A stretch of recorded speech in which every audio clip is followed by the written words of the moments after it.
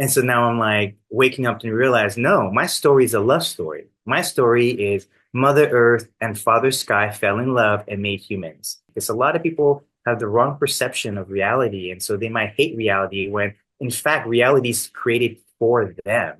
So why are you hating the reality rather than loving it so much that you are creating out of love? I want people to fall in love with their story, fall in love with your astrology, fall in love with the genetics. Ignorance is bliss because you don't know that you don't know how to love until you lose everything and realize what it takes to love. The shitty stuff that happens to us always tells me, oh, there's a gift I'm waiting to get. Original medicine wasn't written during a time of lack, but it was written during a time of abundance. Again, original medicine give us all the skills to be divine. And I think that's why original medicines need to come back because modern medicine has been censored for many lifetimes. I'm not fixing you. I'm not healing you. I am just reflecting the healing that's ready for you to experience. Love is the most powerful medicine. Welcome home to the Loving Consciously podcast. My name is Amaris. And my name is Eric. And if you are like us, nobody taught you how to love. We are best friends and life partners here to vulnerably and authentically share our journey while exploring the sacred realms of love, consciousness, relationships, spirituality, and all that they encompass. The intention of this show is to help you consciously relate to yourself, others, and everything else in this universe. Together, we can embody a more intentional and fulfilling way of giving and receiving love. Loving consciously. Through 8 years together, we have had the opportunity to overcome deep patterning and programming, as well as trauma related to mental health, addiction, pregnancy loss, infidelity, and immense grief. After 6 years of experiencing these challenges with no knowledge on how to heal or love each other, we separated. After us both spiritually awakening and recommitting, we formed our conscious partnership and have spent the last 2 years cultivating a divine union founded on unconditional love, devotion, and commitment to personal growth. Thank you for joining us and doing the work alongside us as we explore this beautiful world of love and consciousness to co-create a new world of love. As you courageously walk this path, remember to have grace with yourself and know that you have both the capacity to love consciously and the power to always choose love. Namaste and welcome back to the Loving Consciously podcast. We are so excited to be here today with our dear friend, someone that we love and respect so much, to talk about many things, one of them being original medicine. We're going to get into acupuncture and love and so many other awesome things. And so without further ado, Charlie, thank you so much for being here with us today. Welcome to the show. Yes, thank you for having me. I'm excited to be able to speak about this today. Yeah, there's nothing I would rather do right now than hear you talk about this stuff. So before we get into that and get into you and who you are and all the beautiful things that you're offering to the world and the collective right now, I would love to ask you what loving consciously looks like in your life. Yes, thank you for that. Loving consciously to me, it's really important is just being able to understand the power of love and being conscious of how we use it. I think too often times we use love in a way that like dismisses the power of it. I think it's very important that, even just the idea of listening, that's very powerful, in loving someone. I think we often are in a Western culture that demands action. And I think it's very powerful that sometimes shutting up, listening, and not reacting is just as loving as really giving advice, right? I think too often we like to like do stuff rather than like, hey, that's your thing. Actually, anything I say won't really help. So I'll love you from a distance, but I still can love you and not show that I need to make my presence known or something like that, right? I think because this is a very common Eastern thing of like sometimes actually by doing nothing is much more loving than actually taking action. There's definitely a place to take action sometimes, but if that's the general, then we're missing the opposite, which is not taking action. I love so much you brought something up. I don't know if anyone's brought this up before, but just like how nuanced love is. And another thing you like really lightly touched on that I love, pun intended, is, almost kind of how I don't want to say overused it is, right? But like we do kind of like simplify it, especially at least in American culture that, we live in. Like I love you is thrown around like, a lot, and love is it's kind of been understated and overused. And so Yes. I think right now we are all just so deeply being encouraged to like look within and redefine what love means, right? Because like you said, love doesn't mean buying chocolates. Love doesn't mean, like posting on Facebook or whatever it is. Like it's so much deeper than that. And so part of our collective like awakening is redefining what love is. So thank you for, touching on that nuance. I would love to talk about you. I want to share with our listeners, who this magical galactic being sitting in front of me is. So, as much or as little as you want to share about your journey, be it with consciousness or love or both, and kind of what got you to all of the amazing things you're doing in the world right now. Yeah, yeah. My awakening journey happened with the 2012, December 21st, 2012 experience where everyone was talking about it. Oh, shit's gonna happen, the world's gonna change. And you're like, The world's gonna 12/21, end. you're still waiting. You're like, well, shit didn't happen. I was in the frame But of consciousness at that time. This is a really funny sidebar for our listeners that I was like, oh, the world's gonna end. We should throw a big party and get really, drunk and party. And so like that's where I was in yeah, 2012. yeah, Mardi Gras, right? Basically, let's mess up our bodies before we go into that like sacred journey. Um, So for me, it was really the ancient alien conversation that really triggered me into recognizing that I was already having these conversations, but nothing externalizing what was reflecting what was happening internally. And so I had these like crazy ideas. I'm like, because I was studying religion just for fun, because I was at the age where like, you're 30 and you're like, okay, is religion or spirituality an important thing in my life? I was working at Disney. I was kind of like at the top of my game, doing well. I was making games for work. So like life was great. But spiritually, I was empty. And I was like, I can do the games, I can get paid, but like on my off time, what was I doing? Playing more games, like just distracting myself from the fact that like I wasn't living fully to who I was meant to be. And so 2013 kicked in. I started to watch Ancient Aliens because I was like, I had this idea because as technologists, you're like, wait a minute, if you look back at everything they said about these gods, in today's time, it sounds like they made contact.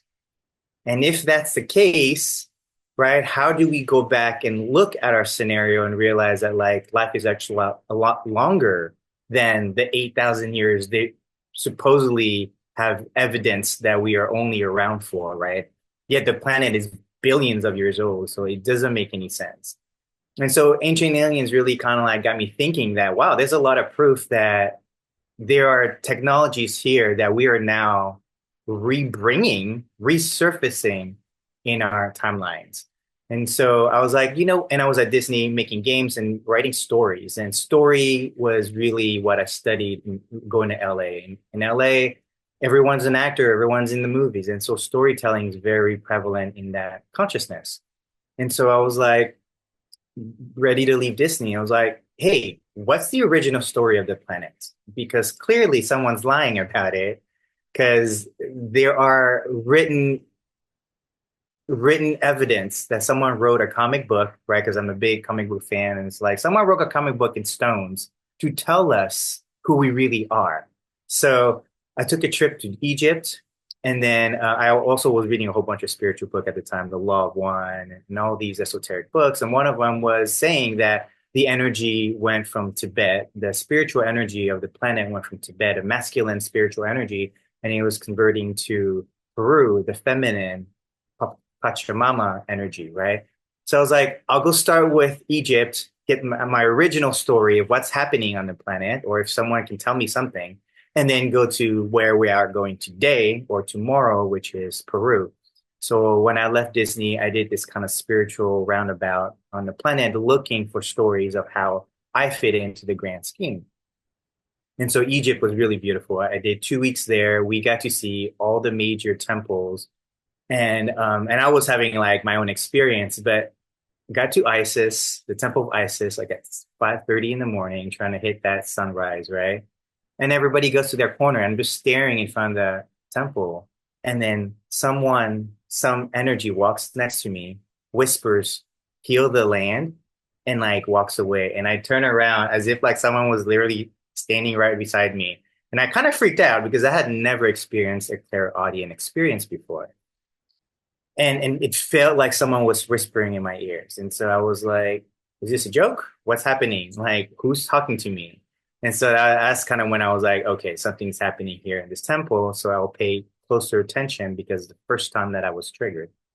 Um, and then fast forward, we go to the pyramids and we get to do the full go into the king's chamber, go into their home in the chamber, and you basically will you say you kind of come back as a new being, right? So I said, I wake up as Forrest or Thoth, and I come back as, and I told myself I'm going to bring back all of the parallel lives that I've experienced that is important this day. They all come back to me now. And so that was the beginning of like what I believe was me accessing the parallel lives of myself in the last 10 years, 12 years since I did this journey.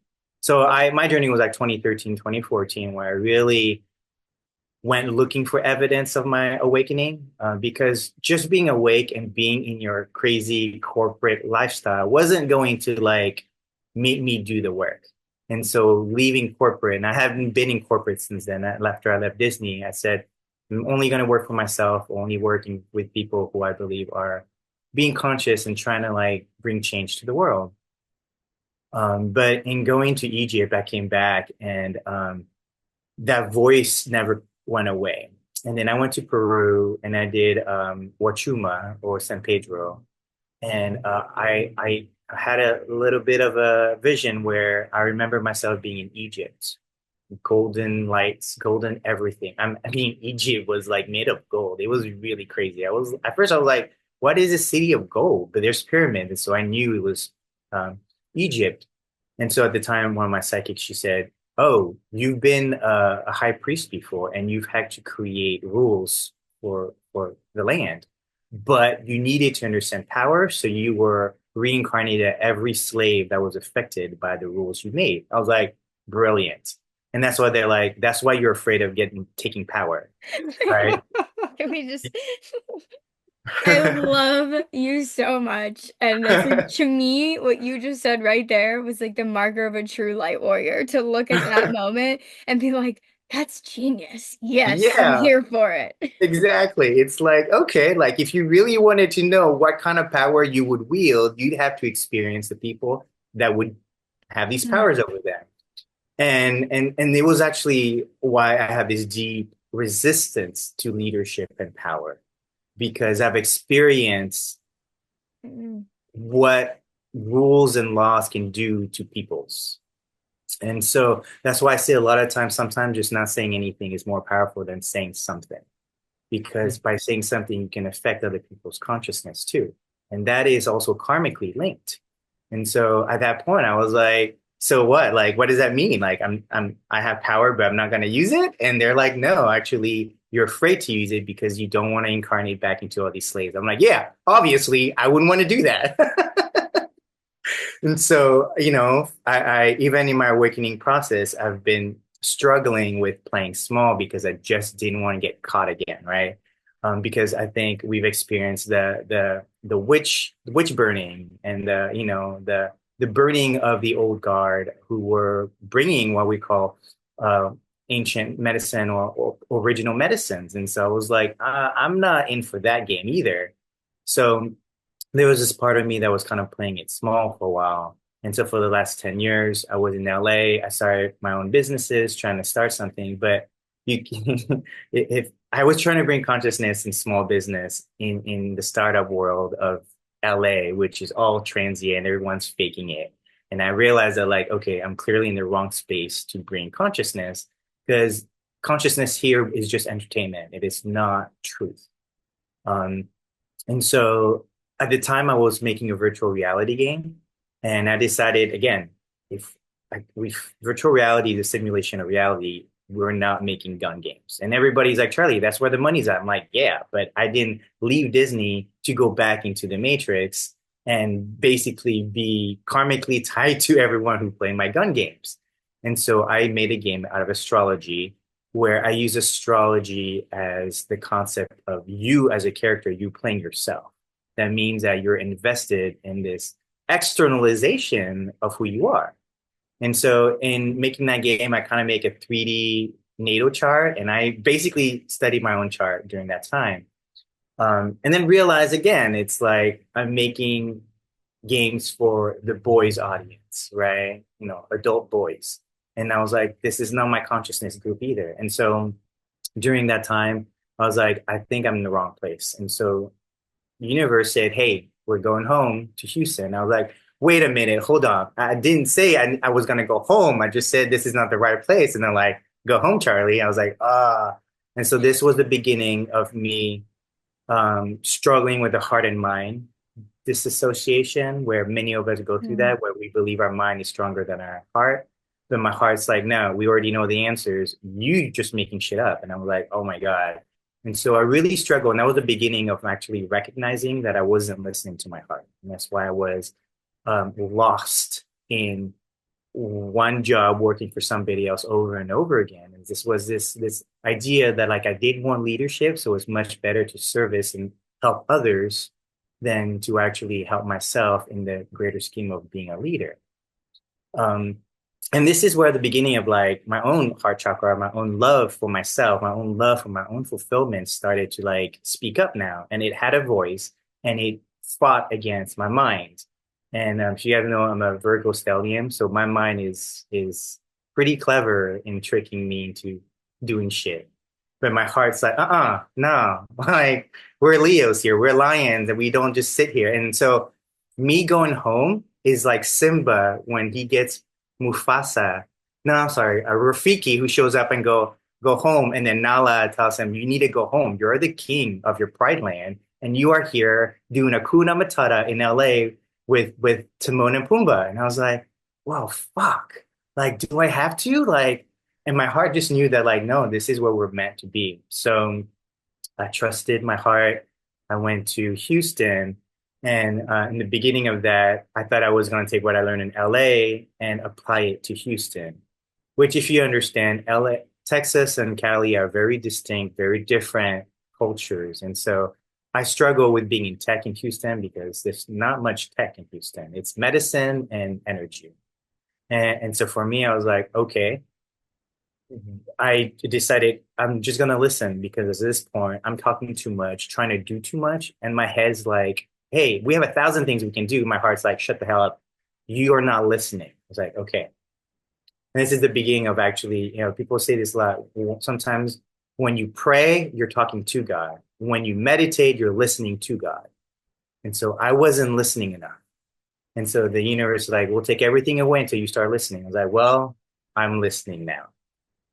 And so at that point, we had an experience with a sound bath, and the fiance of the guy who was in the sound bath, we were hanging out at their place, and she's like, "Charlie, you seem like you're open to this. Can I tell you something that I don't usually tell people?" I'm like, "Oh yeah, that sounds awesome. Please tell me." Because I'm totally in the woo woo already, so I love all this crazy, woo woo stuff. She goes, "I see spirits." They go, "Oh, cool." And you have a spirit following you. Oh, really? And now I'm like, okay, this is going crazy. So, and I know that when you have strangers asking to speak to you from the other side, I always listen, right? Because they found a very difficult way to reach me. That means that I'm not listening. So I was like, yes, I'm listening. And she goes, that person who's following, he looks like your great great grandfather. Did one of your ancestors was an acupuncturist, an herbalist? And I was like, well, shit. What? So I was like, I think so. He was an exorcist. I don't know if he was an acupuncturist. I didn't. And so I was thinking of my father's side. It could have been my mother's side.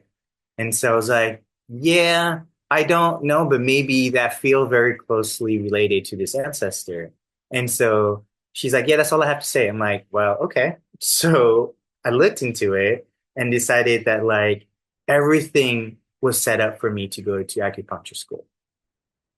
So I was like, okay, I guess I'm going to acupuncture school. I'm listening. At first I didn't know how I was going to pull it off, but the universe like cleared my whole schedule for it. So I was like, oh, okay, I have to go into this space because there's something powerful here. And my journey into acupuncture was actually me falling in love with my genetics again. And I think I say this very specifically is, I'm East Asian descent. I'm an Asian American. I was born in a Western country from the French world to America. And as Asian Americans during the 80s, we all were bullied for being Asian, right? We had the stinky food. We had all kinds of like the way we dressed, our accents. And so for me, I was bullied to the point where I had to look as American as I could, because apparently, if you look like your enemies, they actually leave you alone. That's what I believed at the time that it happened to me. So I was like, okay, great. Let's just hide behind this American bandwagon. But going to acupuncture school, I realized that like my heritage had thousands and thousands of years of medicine that it was trying to pass on to me. And so when I started to really tune into it, I fell in love with the medicine. I remember going into doing the acupuncture, and I was sitting there going, oh, I've really done this before. This feels very natural. Even putting the needles, I put it in, and they're like, wow, how do you know how to put needles? I just put it in. I didn't know there was a way to do it, but it naturally came out. And so that's when I realized, is this how it feels to actually live in your grand design, to live your genetics, right? Because too often, even today, what happens now, and I love that America is going through the fusion of cultures, but if you fuse too early, you miss the depth that your genetics and your ancestors are trying to pass on to you. And so I realized that like they were speaking to me through this medicine. And I was like, and so I took a lot of responsibilities in that, because here I am, being an Asian American who fought being shamed for being Asian. And then now I'm literally getting a degree in Asian medicine. And so, and I remember one of my friends who even joked about it. I was like, yeah, I don't know if I'm really Asian. And they look at me, Charlie, you just got a degree in Chinese medicine. You're as Asian as you can be, and you have a certification for it. I was like, wow. And that really hit me hard, because like, I think before nobody would have asked what culture you come from, because you would have looked the part, you would have been in your culture. But many of us have been displaced from our culture. And so it's almost like I didn't love me and my ancestors and who I represented. And of course, I was like, I'm not racist. I'm not going to talk about me being Asian, but it's me. It is who I am. It is where I came from. Even my own parents speak to me in my own native tongue, right? And so for me to kind of be ashamed of that was like me not loving myself.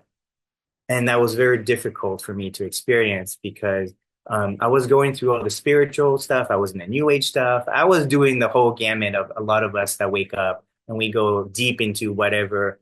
It could be either a festival, it could be yoga studios, it could be getting certification in any of this. But what happened is that I was just following spirituality again, like a religion.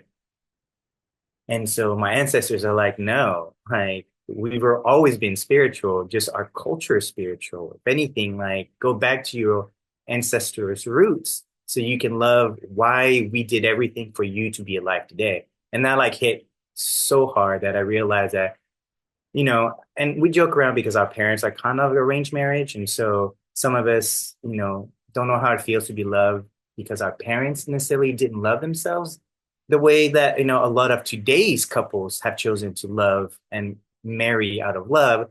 We grew up with an age where you were assigned a partner, and then you just made it work. And so we believed our parents were just having kids because it was their duty as Asians to have kids. um, and so now I'm like waking up to realize, no, my story is a love story. My story is Mother Earth and Father Sky fell in love and made humans. And then the sky people came down and say, we love what you're doing here. Here's our culture. And so the Asian picked up their culture, and this is who we are. And so our ancestors, even, my parents chose to leave Vietnam during the communist revolution, right? Recognizing that communism was going to take away what we were. And so this a couple months ago, I just went to Vietnam with my family in a cruise, a big cruise together. And it hit me. I was seeing Vietnam, but post-communism. And I'm a child of that war that came from America. And here I was dressed Asian, have the full on, facial hair. And even my uncles and aunts are like, wow, you look like Ho Chi Minh. I go, okay, that's the worst metaphor, guys. And go, fine, you look like the original Vietnamese guy who did Earth. I'm like, yes, thank you. Way better than Ho Chi Minh, right? Um, but what was weird is that even the Vietnamese community, they were looking at me, they go, wow, you look so Asian. I go, yeah, why aren't you looking more Asian? Right. And so that's when I started to realize that the shame that we have for our heritage was seeping into our own culture, even in Vietnam. And so for me to now represent my culture, acupuncture, Chinese medicine, Eastern medicine, I just felt even more love for it because now that is considered pseudoscience and barely anyone talks about it, it was like me trying to keep this heritage alive. And not just that, but I had the past lives for it. I had the parallel lives for it. And so if I am merging my spirituality with my life's purpose, and because I am a Virgo stellium, we're actually built to be healers, right? Scorpios and Virgos tend to be like the most powerful healers because they're willing to play in the shadow realm. Scorpios are psychologists. They love to fuck with people's minds and to fix it. And then the Yup. Yep. Virgos, and I love Scorpios. And then 6 out of Virgos, 13 Scorpio over here. exactly. Like, and it's because you're taking the medicine yourself to understand how deep this rabbit hole goes. Because that's how we heal. We heal from a space of healed. And so for me, I went to the material healing of the medicine and eating better and having better vibrations. And so that's kind of where I am today. Is even today, like I chose not to just walk around and say I'm a doctor of acupuncture. Even the word doctor I was frustrated at because of what we know doctors are doing today and their lack of integrity in the way they treat patients, right? Mm. And so I had to even take that name back and say, no, I'm gonna say I'm a doctor, but like I don't have to refer myself as, the doctors of the West, right? And so in my developing my process of being a healer, I then kind of went into, no, actually I do astrology, I do pranic healing, I do all these other modalities on top of acupuncture. So I've chosen to kind of go into the wellness coach space. Well, I'm gonna help with the lifestyle changes and help you with your routines and help you with even mind frame, because a lot of people have the wrong perception of reality. And so they might hate reality when, in fact, reality is created for them. So why are you hating the reality rather than loving it so much that you are creating out of love? And so for me, I'm a video game designer who realized I'm playing the greatest video game in the universe. And when I was making VR, making suits, I'm like, wait, you're going to tell me I'm going to put an exoskeleton suit to play in a digital world where literally I'm already feeling this reality and everything is like a video game. Like the idea that Farmville is to teach you how to grow plants was silly to me, yet everyone paid a ton of money in that game. So I was like, wait, then why aren't we doing this to farm? Why are we not growing a ton of food? Because that's the video game. And so, my perspective is very much, a loving perspective of like, this game is fun. And the shitty stuff that happens to us always tells me, oh, there's a gift I'm waiting to get. A lot of people go, how come you can see things that way? Because I always know from everything that's happened to me, there's always a gift at the end of the challenge. So why would you ever see a challenge as a bad thing happening to you? Because I would just like, ooh, it's Christmas time. They're like, what do you mean, Charlie? Like this happened to you. You lost everything. I'm like, I know, but that means everything I've lost, I will get back in a different way. And most people don't think that way. And that's where I want people to fall in love with their story, fall in love with your astrology, fall in love with the genetics. Even if you think your parents didn't have sex and make love to have you, technically, and I've done this and I've talked to my family about this because my dad was there during the war. So he many times he almost was killed. A couple of like bullets grazing by his head. And so a lot of times he would say, yeah, like something like made me do this, do that. And so I wasn't killed.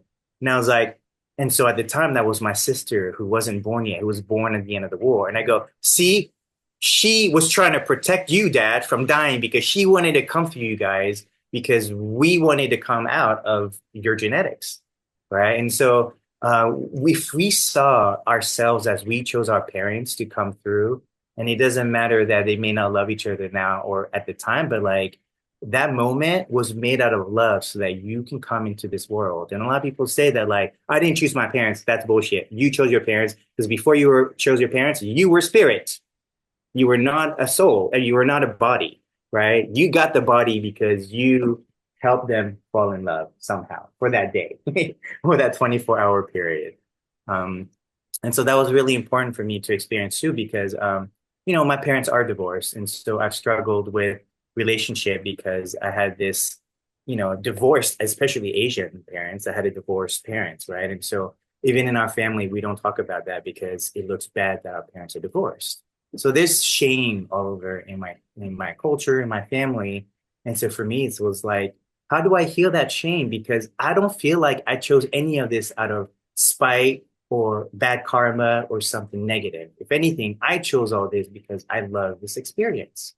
And so that was really Mm. an important understanding of really waking up first consciously, and then second, to choose to love consciously, because that's the most important part. Is like it's easy to love your significant other. It's easy to love your family. It's not easy to love the one who made you lose everything, but then caused you to gain everything when you woke up. And that we have to recognize that those who are villains in our stories are not always villain in theirs, or vice versa. There's some days when I'm having a bad day and I'll be feeling bad for that. But if I triggered someone for their awakening because that one day I felt very bad, then I should actually appreciate that that day I felt bad because I woke up somewhere, right? And so I Mm. think a lot of people thinks that this waking up process is easy and it's fun. No, it's the worst. But but it is in your Actually, ability the to, worst. Can yeah, it confirm. is the worst because it's right. The idea that ignorance is bliss. Yes, it is, y'all. It is. Ignorance is bliss because you don't know that you don't know how to love until you lose everything and realize what it takes to love, right? And I Mm. think people take that, think, oh, I love you because you did something good to me. No, actually, being able to say, I love you because you caused me to wake up and heal myself is way more powerful, because out of the pain that you experience, you can still love someone for it. And I think that's much Mm. more powerful because it just shows that love is more powerful than all the pain you can ever experience in one lifetime. And so even in my medicine, like it's very important that when I treat people, I treat people. I don't treat their symptoms. I say, hey, I love you for where you're at. A lot of times people judge when they have patients come in. And I know the counterparts of my own Asian people, I've run into them and the way they speak to their patient, I'm like, hey, just because your doctor does not give you the right to act that way on them, you are still a person. You still have problems. Love them the way you want to be loved. Otherwise, you can't treat them correctly. Because a lot of times doctors have a superior complex. And that's frustrating because your patients don't respect you when you see them. And I know that most every patient always sees their doctors, but it's your doctor who's just like a friend who you can talk and tell them everything you're doing wrong, is much more of an open relationship than like trying to hide to your doctor that, like, yeah, I don't do anything bad. And then you wake up late, you go to sleep late, you're doing all kinds of drugs, you're doing all kinds of, that is not loving you because you're not choosing your doctor to be on your team. You are lying to them because you believe that they're better than you, so you can't show them that you're fucked up, right? And that was really, really hard for me because I'm like, hey, I've got a degree, but I am not better than you, actually. If anything, we're both on the same journey together. And if I can help you with this, great, because I'm sure you can help me with something I don't understand.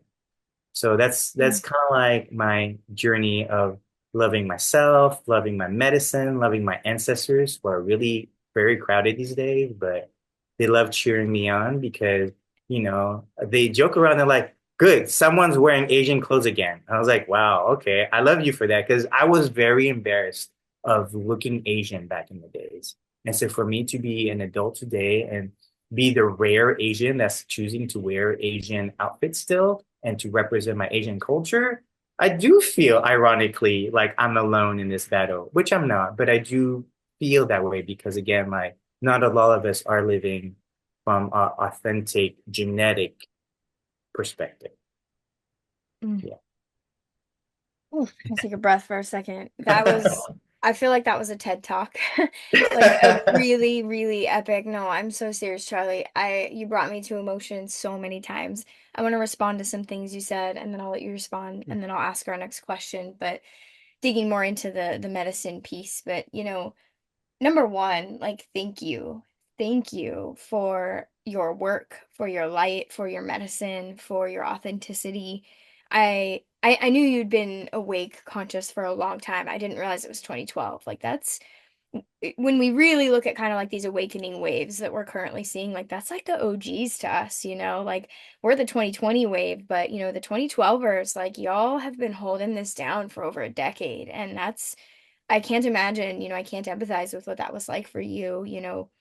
The last person we interviewed also woke up around 2012. And I mean, that's just like, it's such a long time. And I imagine now you're looking around and you're like, yes, yes.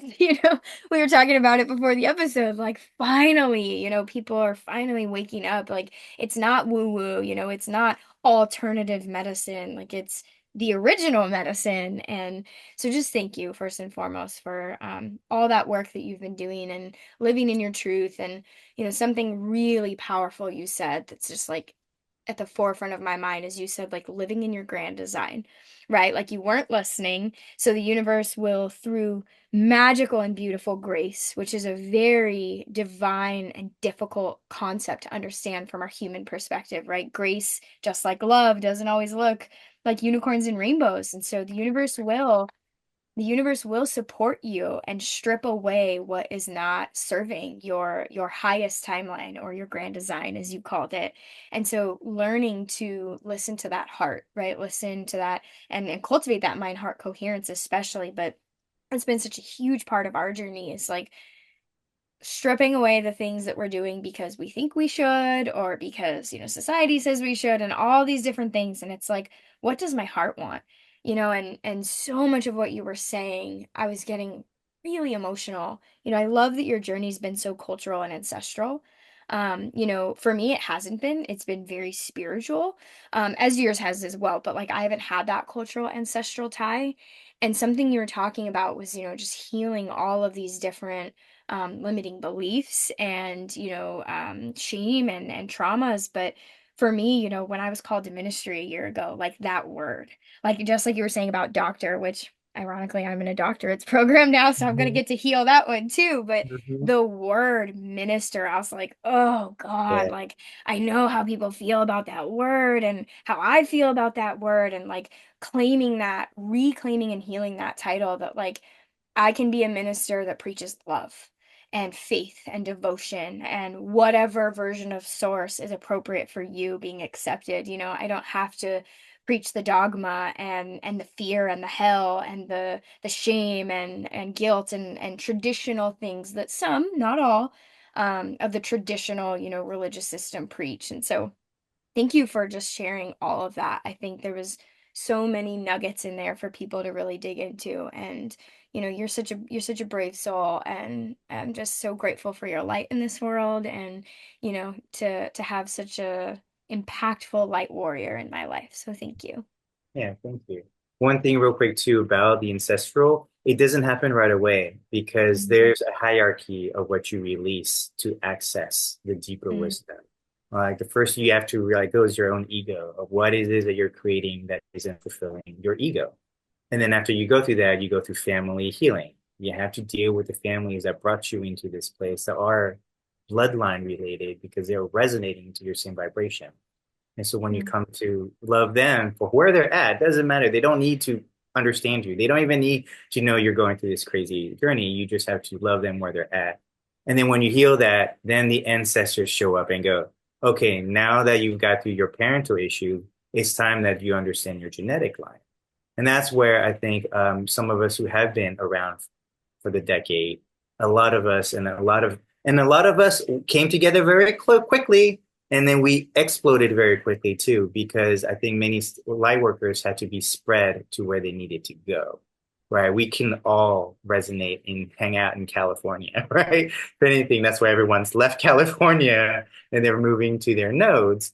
And that's important because that's when like the next level of mission works happen, right? So grid Mhm. work and all that. And that's why, I appreciate this process because as much as I've been in it too, I'm still in it. And I have grace for those who are waking up and just trying to support them too, because they're going to go through definitely their, your own little issues of like the ABCs before you realize, okay, none of that was actually real. Let's go past that. And there's different levels. That's why I love where everybody's at in their own journey. Yeah, thank you for that context. My ancestors came online with ayahuasca, pretty Yeah. common Yeah. experience. And one thing you said, we can just kind of giggle if anyone listening has history or experiences with their ancestors. I call them my cheer squad. I do all the time. Yeah. And I Yeah. conceptually, obviously, it's really hard to put these things into words, but I experience it as just this like field. I mean, there's so many of them, and they're just like, yes. I always see this and hear like, yes, Yeah. go, yes, you're doing it. Like, do the Yeah. family line healing. We've been waiting for Exactly. you.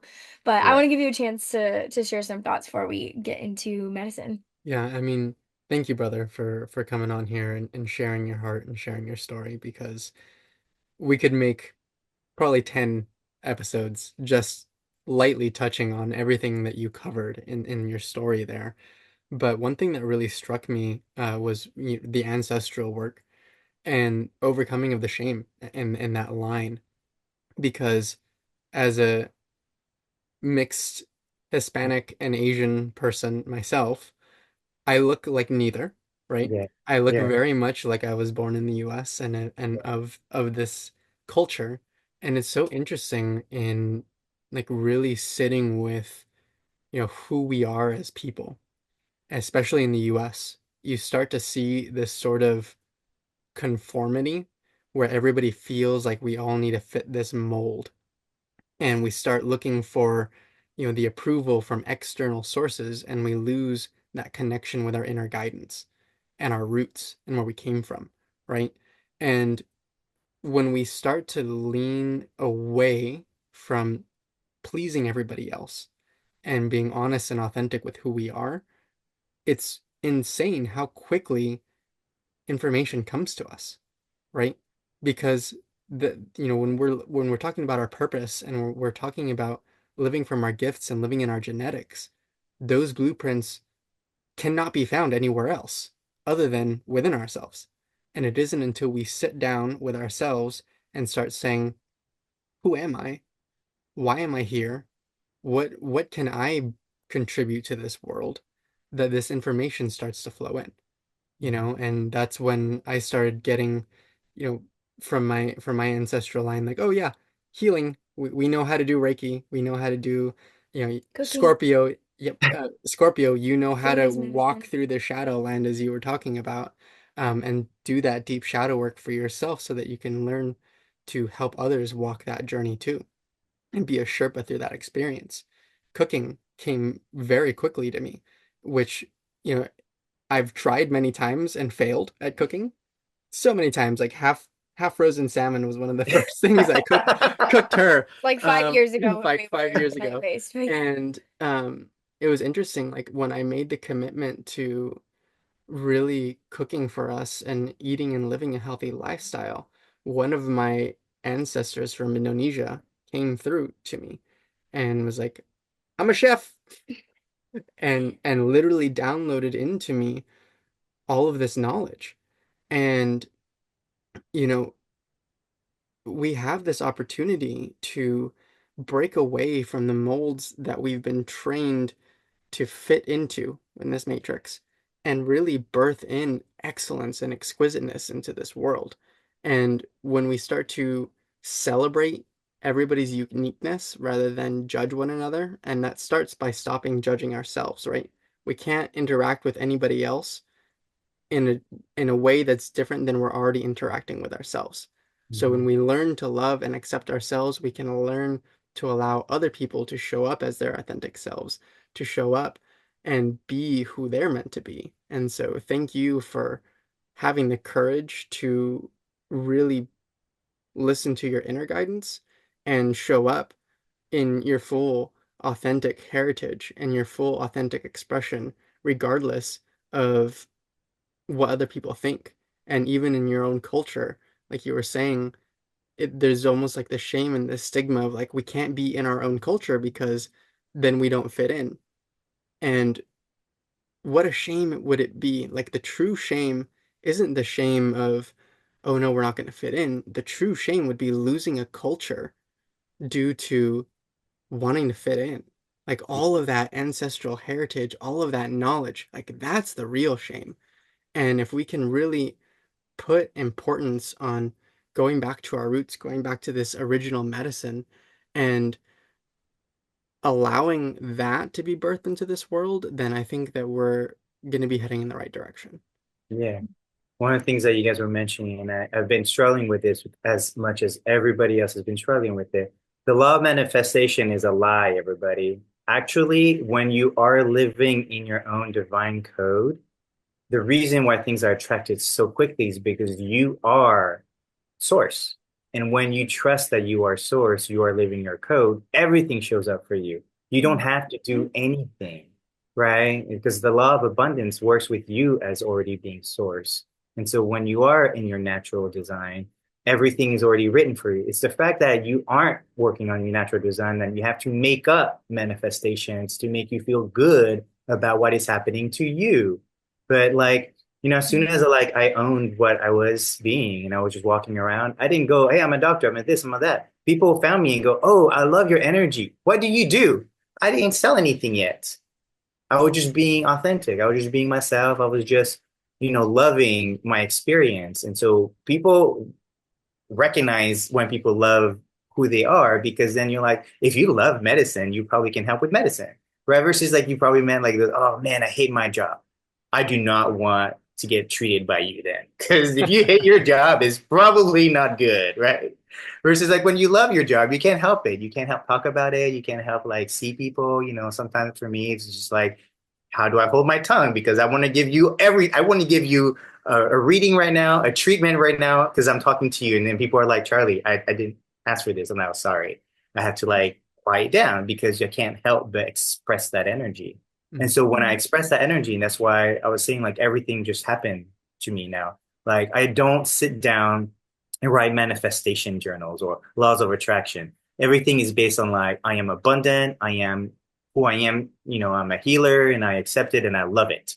And everything clicked after that. And so that's the power that we have innately. And we don't need to take classes, 8, 10 hour classes of how to attract abundance to you. You are abundance. And I think this is where we have to get to that point where we need to redo a lot of these concepts, right?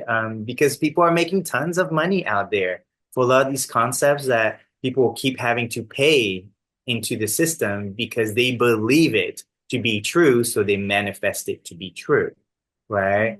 But I don't believe that, and that's the thing, the idea of original medicine is written because from the get-go, Source said, you have everything. Go and be like me, right? Go and be what is it? The mirror. We are like God because like we're image of God, right? That means we have all they, them, our skills. And so I think that's very important to understand our original medicines because original medicine wasn't written during a time of lack, but it was written during a time of abundance. Mm. Mm. Oof, that last sentence, I just want to give that space for a second. Original medicine wasn't written during a time of lack. It was written during a time of abundance. Mm. So I want to dig in a little bit because let's just assume maybe listeners don't know what we mean when we're saying original medicine, right? So first and foremost, I'd love if you could kind of touch on that. And I want to caveat that with, acknowledging, I want to choose my words carefully here. Humanity is in a challenging time right now, and we can look at this from many angles. We can look at this from a spiritual angle, and the ascension and purge process that's happening. But physically, like we are collectively, very unhealthy. physically and very detached from, our food and the sacredness of our food and what we put in our bodies. And so there's so much. I mean, most people want to blame the food, right? I feel like that's an easy thing to blame, right? Because we don't want to take responsibility. Here's the thing. You can eat a perfectly clean, organic, plant-based diet. We do. And this was our case, a few years ago. And if you are not cleansing and healing the real problems, which are usually trauma in the body and, energy and past lives and yada yada, all these different things, you're not going to be healthy. And so we are seeing this. I don't even really honestly think epidemic does justice to it. If you have a better word, I welcome it. But like this epidemic of dis-ease, right? Yeah. Of people that are so far outside of the center of health and vibration and frequency and the way that, flow was intended to be in the body in all forms. We're so far out of that. Again, this is generally and just general collective that we see this dis-ease and people are like, oh, well, it's the food and it's this and it's that. And I have a few sneaking suspicion, original medicine from what I've experienced. We have had many experiences with, Chinese medicine and acupuncture and herbs. It's been honestly one of the biggest part of our stories. We Mhm. did a really intense, I think it was like maybe 6 months, 4, 6 months Yeah, something like of doing acupuncture every week with microdosing psilocybin therapy, and a few other things combined. And that was the most profound phase of our healing. I mean, just catapulted us forward. And so it's very holistic, is the point I'm trying to make, is the word that comes to mind. And so I want to hear from you and your words, because you are much more educated on this than I am, to kind of help people understand, what is original medicine? What is, traditional medicine? All these different words. It can get really confusing, and how that holistically, looks at a person, because I don't want to give our listeners the impression in any capacity. I want to be really freaking clear right now. Like, Mhm. the food is not the problem, right? This is not the problem. Like, it's a holistic what is Yeah. inside of us. Yeah. One thing that reminds me of a transformational quote I did recently from an old idiom. You've heard of "we are spirits in the human experience." There's a problem with that because we've stigmatized what it is to be human. So actually, I tell people, no, we are souls having a spiritual experience because we're not having a human experience. Because the problem is, if we were having a human experience, sure, food would be the problem. But if we're having a spiritual experience, vibration is the problem. And this actually goes now to a study I looked into. They were feeding mice the junk food, the processed sugars to the mice. Half of the mice got fat, half of the mice didn't. So they're like, hey, what's happening to these mice that didn't get fat? Turns out the guy who was feeding them was playing with them, petting them, loving them before he fed them processed sugar. So what I'm Mm. trying to say is you guys can have the conversation of eating toxins and all that, but the vibration you create of what you're eating, again, love. If you love what you're eating, even though it came from an animal, you love that animal before it died will feel that love, even if it is in the future, because everything's connected and everything is source and God, you're still sending love to the animal before it died. So that animal is part of me and is in my team now, living my perspective of reality because the vibration is now in me. It is not happening to me. I am choosing to have that vibration part of me. So I'm choosing to love because when the food is in front of me, all it wants to say, I love you. I want you to eat me. And I was like, I want to eat you. I love you. And in that moment, you are breaking the karmic cycle of vibration. With that said, vibration, vibration, vibration. So if we now go back to original medicines, um, it's really funny because I still remember my favorite teacher. I'm having fundamentals of TCM 101, and he's describing stuff, and he goes, Doctor, how did we all know this? Old men go mountain. He come down mountain. He know everything. We believe ancient aliens, but it's okay. Different story. And I go, yes, I'm in the right place. It is ancient aliens that has shared this because, but not just that. Actually, um, there is also another ability that we had before we turned it off. We spoke to everything, including our food, including our internal organs. So a lot of people are who say, "Hey, Chinese medicine, there's no proof that you understood your organs." I go, "You have no proof that you can't talk to your organs." Energy follows attention. This is why we meditate internally because we're moving chi internally into our bodies. So if you understand that the organs have emotions that stores your emotion, you can have a conversation with your cells, right? Because your cells are God. So you're having an internal conversation with your cells and with your organs.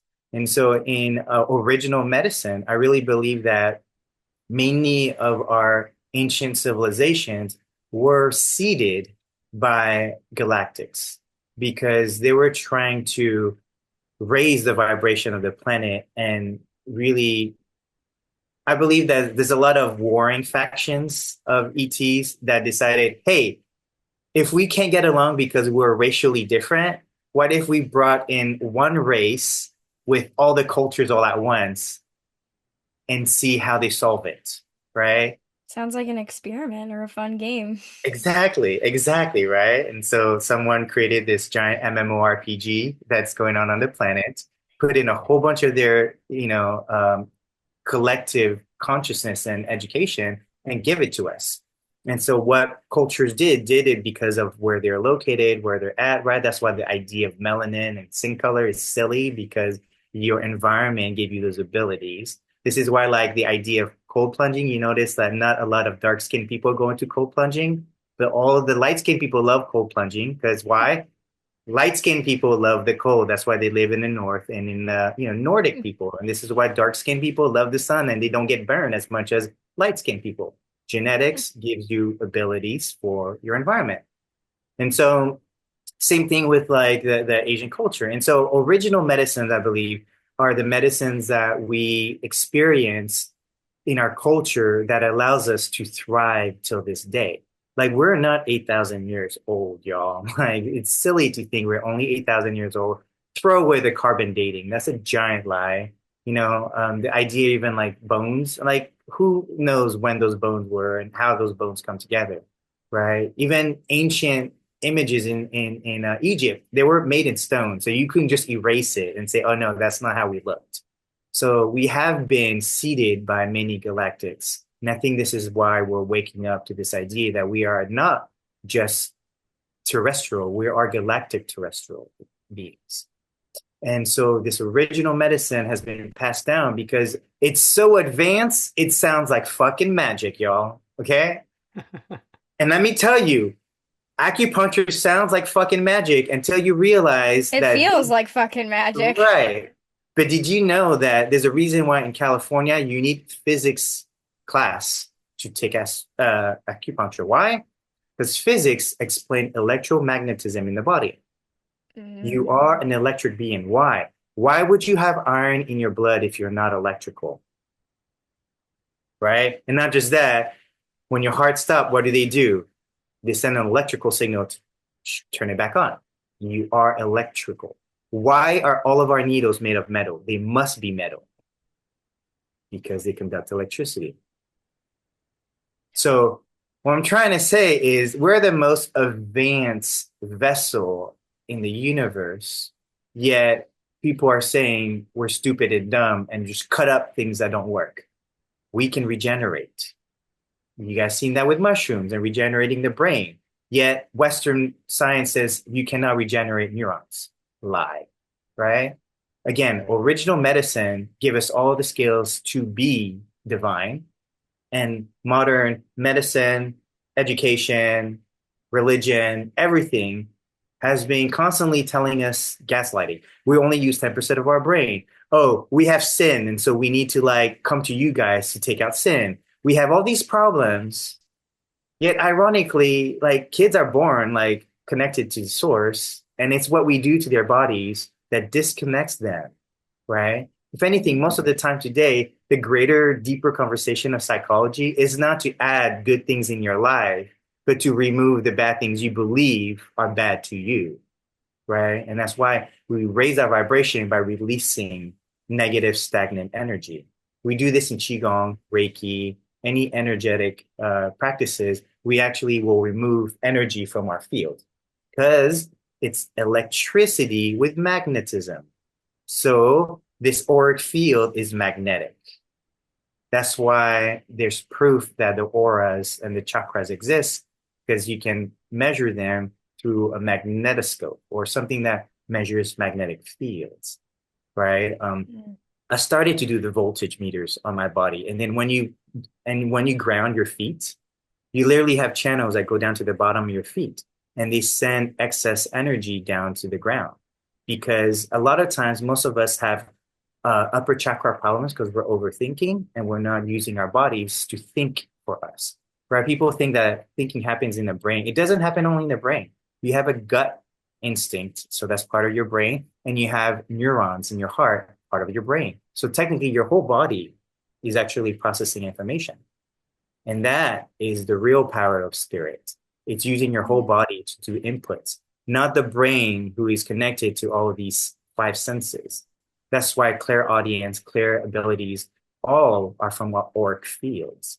And I do this because when I do look at astrology, I will tell you what elements you're connected to and go, you probably have these two clair abilities right away to go, how do you know this? And I would ask them to go, yeah, I do that. Your clair abilities are on because it's spiritual. It is not just physical, right? And so original medicine used to look at the mind, body, spirit, and emotions as one holistic body. So when we do talk about original medicine, and I use original medicine because a lot of people call it indigenous native medicine. And I think we're moving beyond just because indigenous, we tend to think about Native Americans, but there's native French, native Asians, native everything. We all come from somewhere where our genetics did really well. We're all now modern day migration of humans. And because of that, it's easy to lose sight of what our genetics brings. Our genetics has the entire textbooks, right? We just have to understand, like you were able to go, I want to go into cooking. And when you made that conscious connection, your genetics opened up. And your genetics opened up. So now your ancestors feel your genetics open up and they get a beacon. They go, hello? Oh, it's my nephew. He's learning how to cook. Let's go and send him some help because he called me from his genetics. Because before you weren't conscious about it, you were just doing it because you had to feed yourself. Yeah. And then you realize, no, food is my medicine. Let's trigger it. Your genetics happened. Your ancestors got called. And that's why you're having this more conscious experience. And I think the word conscious too, like love, gets thrown too much. Oh, be more conscious this or conscious that. Dude, it's really hard to be fully conscious because everything you do, you're not allowed to take yesterday's perspective into account because then you're no longer being conscious. This is why a lot of times when we create habits, you're like, oh, I just did that because I'm so used to it. You're not being conscious. At that moment, you still have to decide whether you're going to do it or not. But those people who say, I know this is bad food for me, but I don't have time to cook, so I'm just going to keep eating it. You are choosing consciously to eat the bad food because you're choosing not to change that. And calling it a bad habit doesn't take away the fact that you're conscious of this bad habit, right? That's why loving consciously is not easy, y'all. It is one of the hardest things, but that's why I felt like God's like, hey, you guys are spoiled. I'm going to take love away from you and how easy it is to love. See what it feels like not to have love.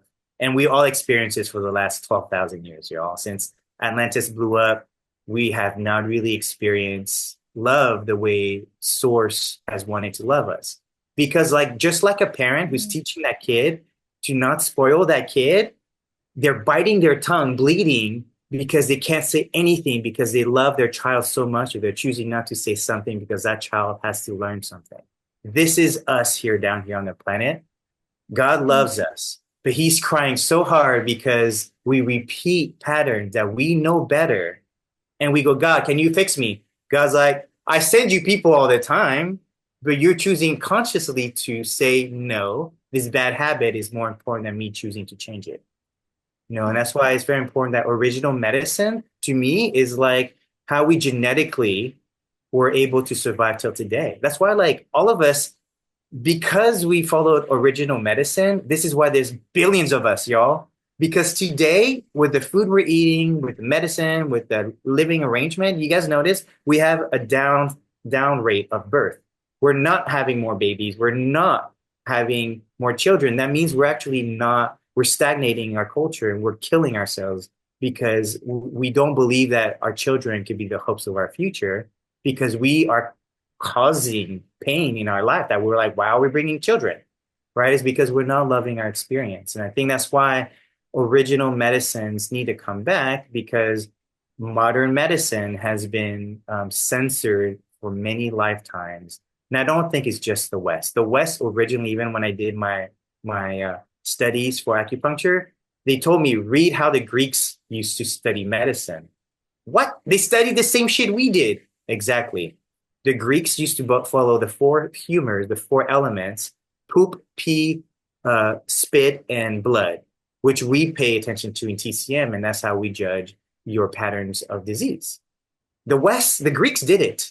So why today does the West not take into account is because of the censorship, bastardization of our culture. And the communists did that to us in the Asian culture. So I do believe there's been many censorship of the original medicines, and that's why today, while we go back to acupuncture and herbs, and they still work because our genetics hasn't improved that much because we actually are outsourcing everything. That's why our genetic isn't evolving.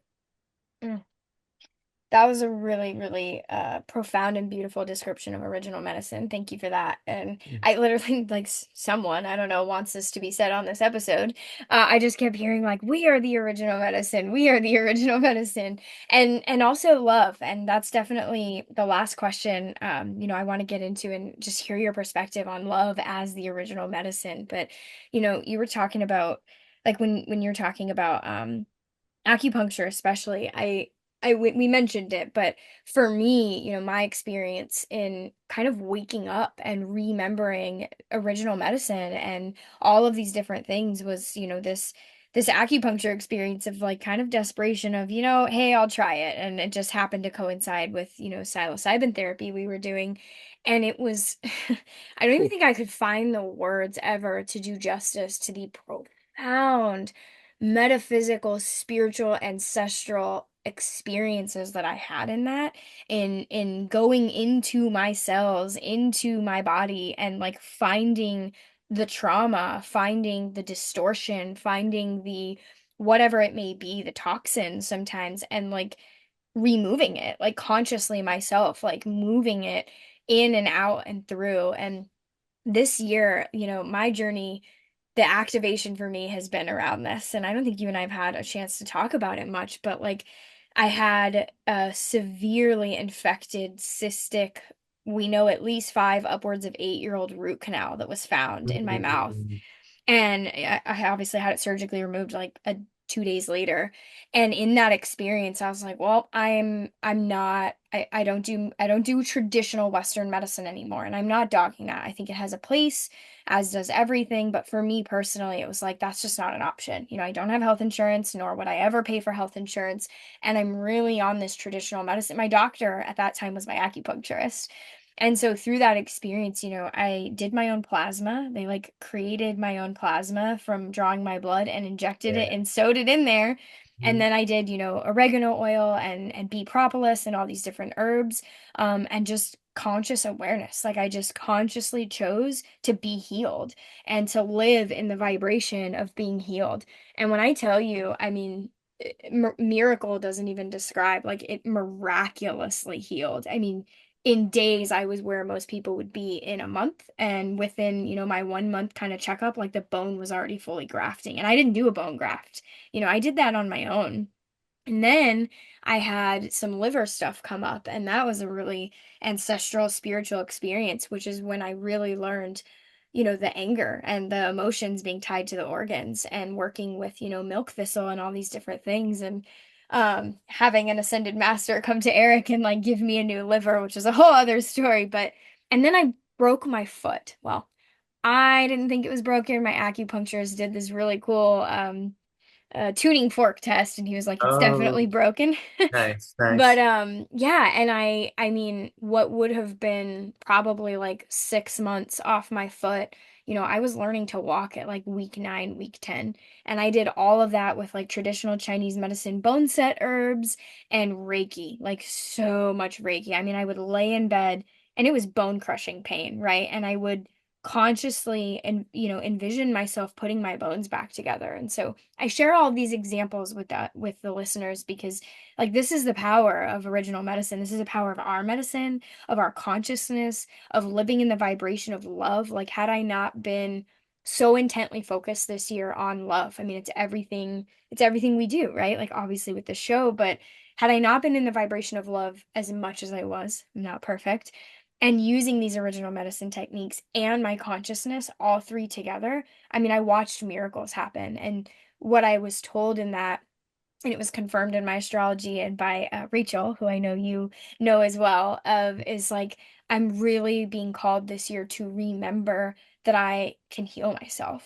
I don't need any medicine. Like I'm the medicine, which is like when you really integrate that profound stuff. But for me, something I would love to give you a chance to respond, but I really want to dig in on this last section on love and the power of the medicine that is love. But go ahead. Yeah, I mean, these original medicine modalities are beautiful in that they are tools, right? They're tools and modalities. They are not a pill that we take to make something go away.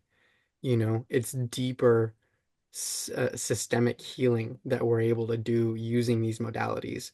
And I would encourage people who are open to or starting to explore these modalities like acupuncture or Reiki or herbs or crystals or whatever resonates with you, that we don't approach the healing with original medicine from the same mindset that we would from the Mhm. Western medicine.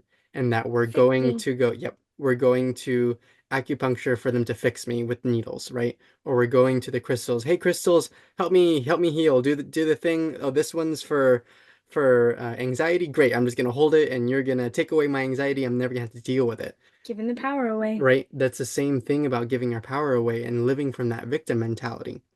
What these what these modalities offer us is an opportunity to do the healing work ourselves, to go into our house and rebuild, right? And remodel kind of the the parts of ourselves that are needing a facelift, or that the floorboards are kind of coming up and are rotted out, and we need to go and do that. And acupuncture is the hammer, and you know um healthy food is the paint, and whatever it may be.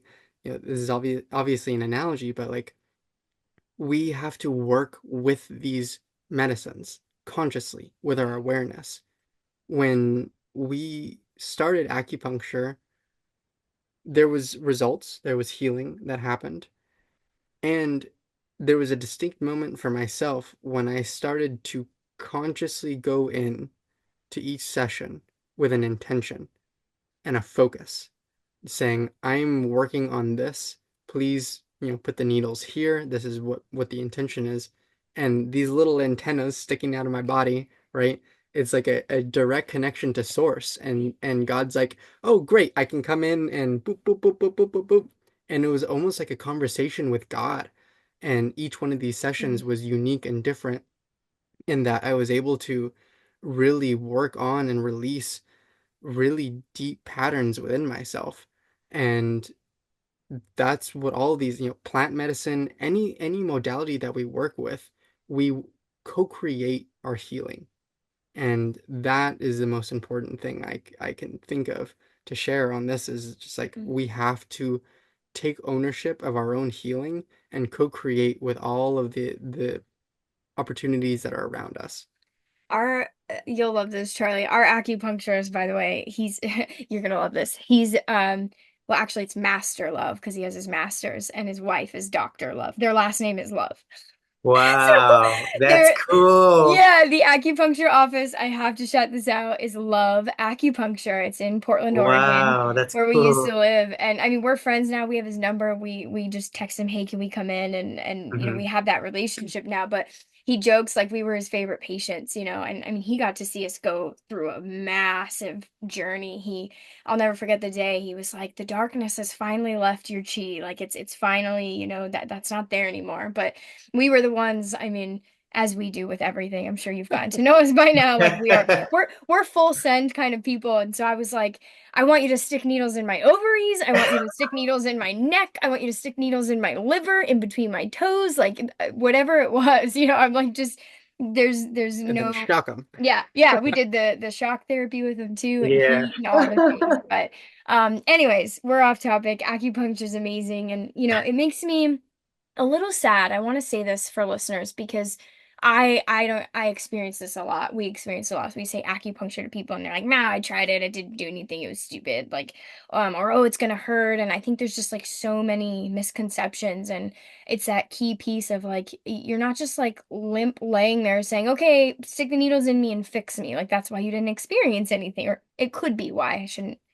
claim other people's experiences, but so maybe give it another chance. Like if you've done some form, herbs, acupuncture, Reiki. Oh, Reiki's changed our lives. Some form of alternative, traditional, original medicine, give it another chance because as your consciousness grows, you have more capacity to connect with that. So just that offering for listeners. But Charlie, I would love on our last question here to hear from you. Any thoughts you have about all that? But, love is the original medicine. What do you think about that? And what do you think about, offering to our listeners? Like all of these things are great, consciousness is great, and these modalities are great, and it's all wonderful, but love is at the core of everything we are, right? Like God is love, and the we believe the fabric of the universe is unconditional love. And so is love the original medicine? What do you think? Yeah, I really think it is. And I wanted to actually summarize everything you guys said because it's also one of my big push to share in my own YouTube channel about why I am a doctor. And one of the things I tell people all the time is I'm not fixing you, I'm not healing you. I am just reflecting the healing that's ready for you to experience. Because technically, I may know where to put the needles, but it is actually the electricity in your body that's turning your mind off so that your body can start healing, right? But a lot of times you actually need to love yourself enough to stop outsourcing your healing to somebody else, right? And so even in like trusting that your body's healing, a lot of people don't believe that. That's why they go to people like doctors. They go, "Hey, fix me because I don't want to heal myself," right? And I'm not just paying you to like heal me, and that's the losing your power. And I think being able to love yourself is the first process. Self-love is very important because a lot of these diseases are actually because we are shamed into not loving ourselves. We already have an entire religion that talks about you were born with sin. So obviously, how can you love sin? So right away, that medicine of love is gone. So many of us parents are working when our children are born. So are the parents really showing up for their kids? And so if anything, like we've lost this ability to feel love, not to say the word love, but just to feel it and to be able to recognize what that feels like for ourselves, right? Because it is most of the time when I do find people coming in, yes, they're at the ends wits of medicine, and that's when they're actually starting the process of healing. Those who are told, "Oh, go check them out because somebody told them that they can heal that because they've healed it in that person," they won't believe it and they won't get the same effect because belief is important, right? Because it's energy that's moving in your body. And so a lot of times people who are desperate will believe anything, right? And that's why you're kind of getting the last ditch effort effect rather than I love this medicine and I believe it can work, so I'm going to find the right doctor who is going to put the right needles so my body can go through the healing process. When we put needles, we usually see what kind of deficiency, excess problems you have. Your body's energetic field, electricity current goes through your whole body every 20 minutes. Okay. So we're really putting needles down. And then after 20 minutes, the entire circuit hit all your channels and will hit the needles that were there. Anytime you hit it, it will record it and go, "Hey, we have something that needs to get triggered." And so it will trigger that somewhere else and then they'll keep going. So after 20 minutes, it'll hit every needle and your body will say, hey, we just got called that these four things are having issues. Everybody go and deal with it. Your body's doing that. Your body is intelligent. It knows what it needs to do. And so the more you love your body, the more your body will do it. So many times have we heard ourselves, especially now that it's getting colder, be like, hey, don't go out there. You're going to get sick. Don't say you're going to get sick. Your whole body's heard that and go, we're going to get sick? Oh, shit. And then they all go into fight or flight. And then the whole body goes into like haywire. It goes, what happened? I thought we were getting sick. The body doesn't know you're messing around, right? It doesn't know how to take a joke because it sees your vibration. And so it's super important to speak, no, my body is healing and it is healed. And then when you tell that, the energy, the connection will trigger. And that's why loving yourself and self-love is super important. As we are moving to the age of Aquarius, where we are supposed to help each other and do stuff, the problem is if you haven't dealt with your own bullshit, you're going to just project that bullshit onto somebody else, and you're now going to be the people who spread bullshit like in our old generation of Pluto and Aquarius, where we wanted someone, pay someone to deal with our bullshit, right? Like, hey, doctor, I don't want to deal with this. I'm going to pay you to deal with my bullshit. You just projected your shit onto them because you're not loving yourself enough to do the work for yourself, to realize and to figure out, is food a problem? Is me working 80 hours a week a problem? Is me not loving my family and feeling shame for it my problem? Right. And that's why you don't have people paying attention to their mental stability, their emotional stability, and their spiritual stability. If we were loving ourselves enough, we would recognize these were us still, my spirit, my emotion, and all that. And so the more we're in tune with that, the more you'll listen, and then the body will go, we want an acupuncturist. It's not your mind that's saying it, it's your body that will recognize it. And that's why when suddenly you see an acupuncturist, your body will start shaking and vibrating, going, oh, we know we're finally going to connect it, right? And so it's you loving yourself enough to go, no, today, I say it all the time, Western medicine is like an abusive relationship. No, I don't care that they beat me every day and I have blood out of my orifices every day because I take this pill. I trust them more than like some crazy person out there who just putting needles into me, right? And again, it's possibly marketing for us. We should be saying we're healing you, and actually we don't. We say that we can offset the balance of your patterns because you are showing up imbalanced patterns. So we'll put the needles there to rebalance you, and then we walk away. The rest is done after we put the needles out, and the body goes, okay, we know how this feels like in balance, and we're going to rebalance ourselves. So why the reason why people who are way more involved in their health get way better reflection of their healing because they love themselves enough to experience the healing effects.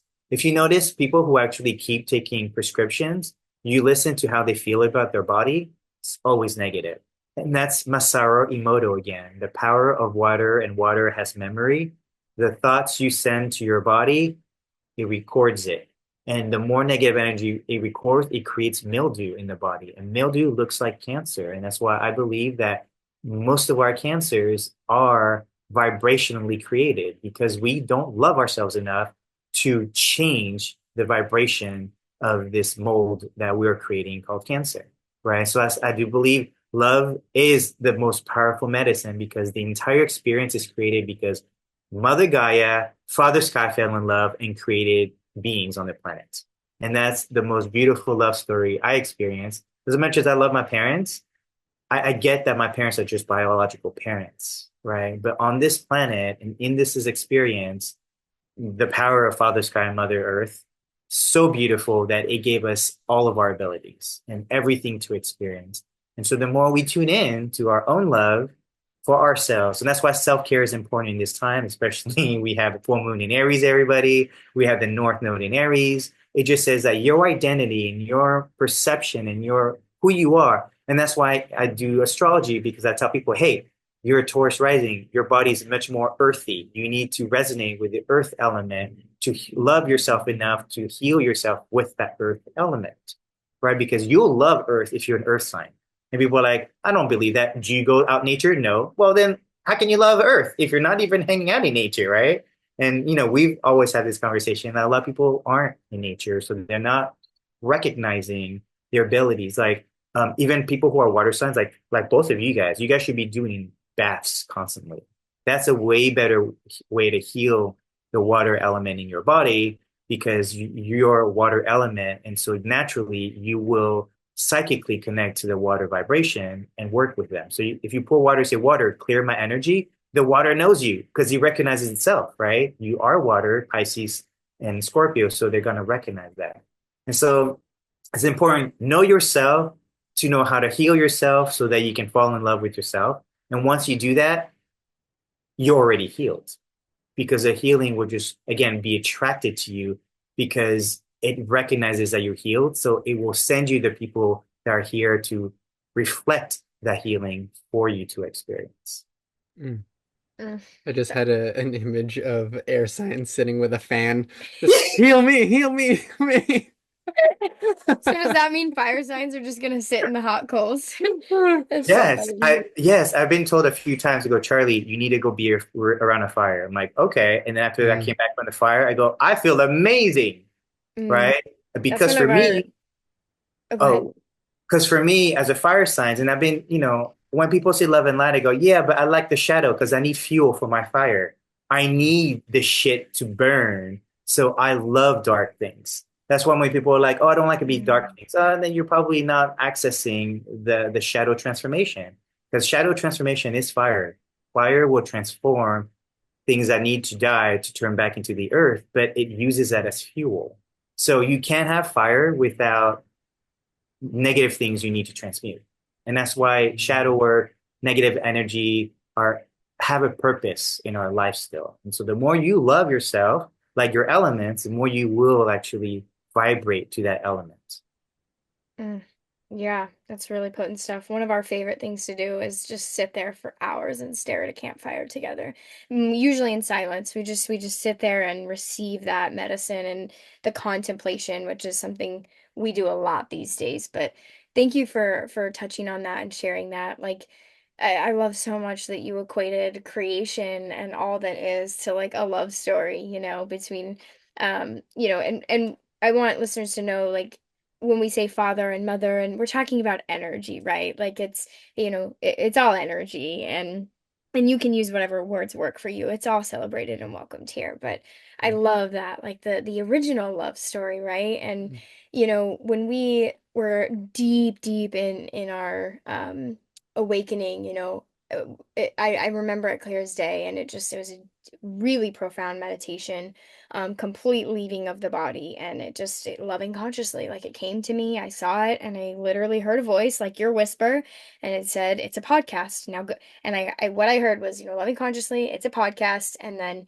now go teach them how to love. And I like came out of my meditation, and I was like, me? Like, what do you mean? Like, and it's been this journey of, coming back to all things, spirituality and consciousness and ancestors and plant medicine and original medicine and all of these things. But the key piece and, something that I love about what we are being given the opportunity to create in this show is everything we've been able to tie back to love, right? Like we've had people who are, like Ryan Sprague with conscious cannabis, and you with original medicine, and Rachel with astrology, which you also do astrology, but just these people that are just like so in their grand design of something. And we all still to this day, double digit guests on the show, we all come to the end of the episode and we're like, but it's all love. It all means nothing without love, right? Like you can have all of those things in your life, and without love, we have nothing. We are nothing, right? Like because creation and earth and humanity and source, God, creator, like it's all a big love story. And so thank you, Charlie, for being here, for sharing your perspectives. There was so much in this, and I just really encourage listeners to, explore these things, like whatever stood out to you, like dig into that further. And I'd love to give you space both in this episode, it'll all go in the show notes, and then you a space to share your last thoughts. But where can people connect with you? What are your offerings? And tell us about Cosmic Labyrinth and all the different things that you're doing. I know you have your YouTube channel, so please plug all of those fun things so our listeners can connect to you. Yeah, yeah. You can find me on YouTube, Dr. Charlie Trinh, The Self-Healing Journey. And that's also on Instagram as Cosmic Trinity, LinkedIn, Facebook, and all that. But the idea of Cosmic Labyrinth was taking my journey of astrology further. And what if like this whole experience was a giant video game and astrology is how you are put into your grand design. So just like in Harry Potter, where you get the Gryffindor, the Slytherin, house, our astrology puts us into our house as well. And so we have Mm. taken the love that we have for our element to go and do ecotherapy into the world. So it's kind of like if the Captain Planet kids grew up and started a business, that would be us. We go to the four elements. And so, I do a lot of astrology and teaching people like, hey, you're a superhero.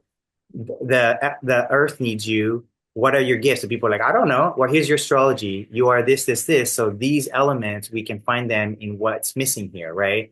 And usually we're looking always for regeneration of land, regeneration of lakes or ponds or any waterways. We love regenerating. So right now we haven't touched energy just because energy is a big conversation. But we're always really trying to go back to how our ancestors, our original civilizations connected to the four or five elements, that creates everything for us. And that's how we're going to access and talk to these beings in spirit. And that's where we're going to have this deeper spiritual connection to source because source is in everything. So the more we see nature, the more we're getting Mother Earth to talk to us, Father Sky who talks to us.